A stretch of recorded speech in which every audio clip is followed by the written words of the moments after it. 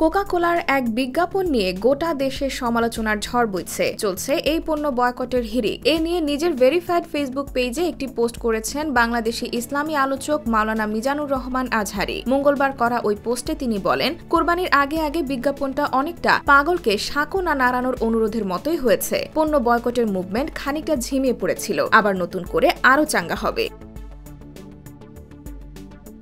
তিনি স্ট্যাটাসে যে কোনো আগ্রাসনের বিপক্ষে অবস্থান নিতে বলেন, যার যতটুকু সম্ভব ইসলাম বিদ্বেষী ও জালিমদের পণ্য কেনা থেকে দূরে থাকতে পরামর্শ দেন। তিনি বলেন, পণ্য বর্জন কতটা শক্তিশালী তা বলার অপেক্ষা রাখে না। মালয়েশিয়াতে তা স্বচক্ষে দেখছেন বলে জানান।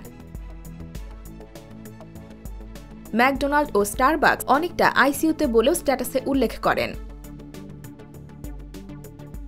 তিনি আরও বলেন, বর্জন এবং জনসচেতনতা চলবে একই সাথে। শুধু পণ্যই নয়, ইসলাম বিদ্বেষী সবকিছুকেই বর্জন করতে হবে। সবশেষে তিনি আশা প্রকাশ করে বলেন, ঈদ যেন ত্যাগের মহিমায় উদ্ভাসিত হয়, চিহ্নিত সকল ইসলাম বিদ্বেষী পণ্য মুক্ত হয়। এদিকে কোকা-কোলার বিজ্ঞাপনটিতে মডেল ছিলেন অভিনেতা শারাফ আহমেদ জীবন, শিমুল শর্মা, আব্দুল্লাহ আল সেন্টু প্রমুখ। বিজ্ঞাপনটি প্রচারের পর কোকা-কোলা বয়কটের পাশাপাশি অভিনয় শিল্পীদের বয়কটের হুমকি দিয়েছেন নেটিজেনরা। বিভিন্ন গ্রুপ থেকে শুরু করে অনেকে নিজের ফেসবুক আইডিতে পোস্ট করে বয়কটের ডাক দিয়েছেন।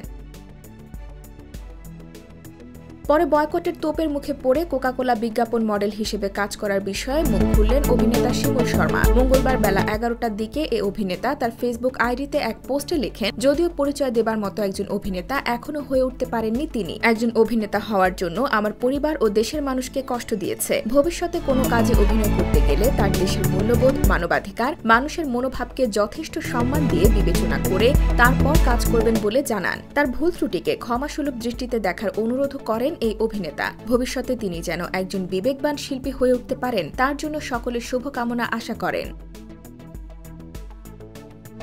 IBTV USA, new York.